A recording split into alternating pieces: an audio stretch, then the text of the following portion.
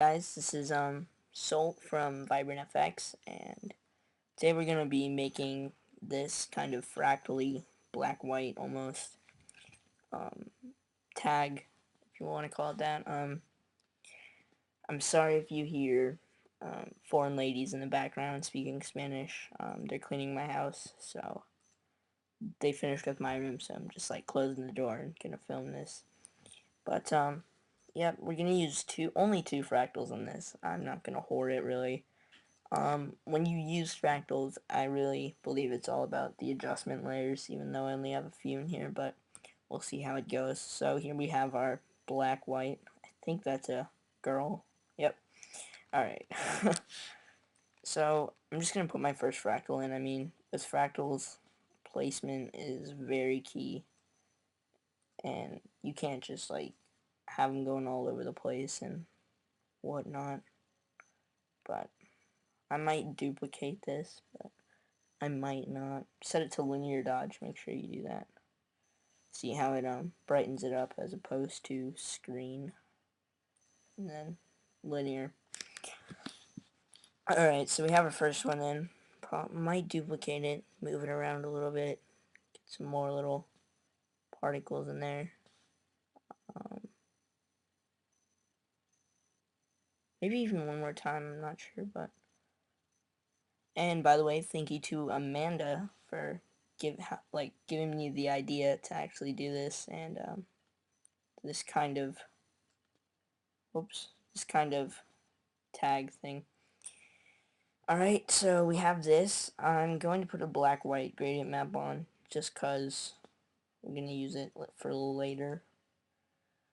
Alright, I'm going to use the other fractal now. And this is kind of like, it's going to act as our, don't know what your point of view is, how many focals you think I have in here, but I'm going to resize it. I think it's going to act as our third focal. I'm not really sure. Let me check. Or a main focal, I mean, too. I'm gonna put that near this bad thing. Yesterday was 420 for those of you that do that. I don't, so sorry. But just put this near the cigarette. I mean, or whatever that is. Cigarette, yeah. Doesn't have to be perfect right now. We can always go back and change it. You don't even need to go into the hue saturation. You can if you want, but it's not really gonna matter because we're gonna put in adjustment layers a little later.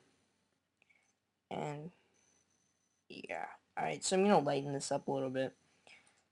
New layer, I'm going to put a paint bucket tool, which is right here above the gradient, full of white. Put it on soft light, and see how that kind of brightens it up a little bit. It's gonna help because as opposed to this, we are going to have that.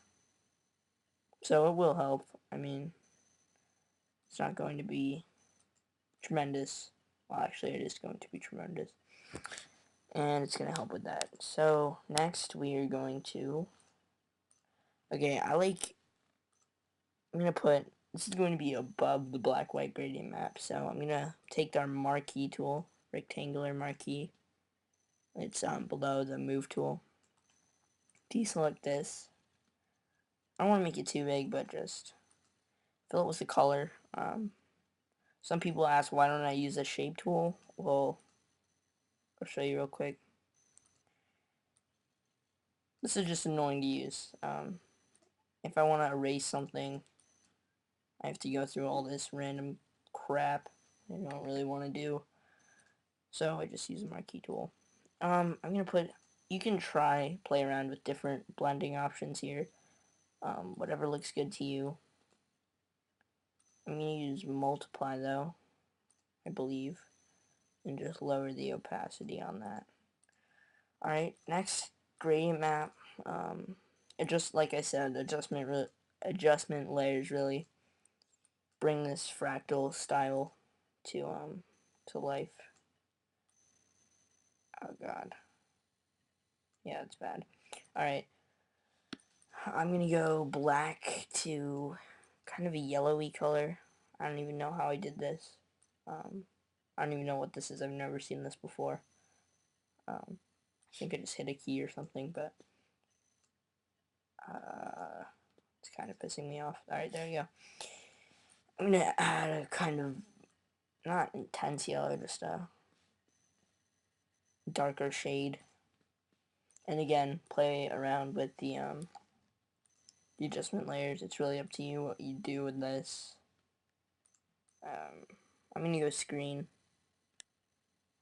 And just, there you go. It's fine. I might even put this above the gradient map, our little square here. I don't really think it makes a difference, but I just like to have everything separated. Alright, next we are going to new layer, image, apply image. I'm gonna use the burn tool, and just burn this entire thing, because I don't really, she looks like a vampire from Twilight. Yeah, I just said that. I really wish I didn't, but alright, so I just burned the entire thing. I'm gonna apply image again. So image, apply image, sharpen, and erase the parts you don't want. I mean, I could actually blur this right here, her hair and whatnot, but I'm gonna erase that for right now. So erase the sharpening on these parts that really get into it on the sharpens. Alright, so we have this. There's not really much to do after you add the fractals in the adjustment layers. I mean, I'm happy with this. You can do full colors, but I'll do that later. Like I added a soft light over here since the light source is obviously coming from over here. It doesn't need dodging. I can actually make a new layer. Get a 40, a 65 white brush. Put this in the, actually make this a little bigger, so can go 87, that's fine. On soft light is what I'm gonna do.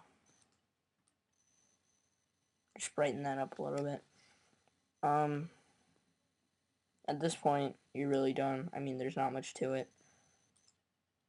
I actually think this one is better. The second one I make always is better than the first one.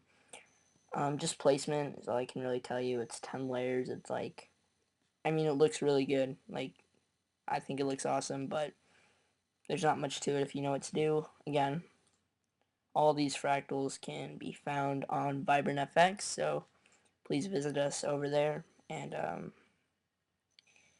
yep, hope you enjoyed the tutorial, guys. Comment, rate, subscribe, and there will be more on the way.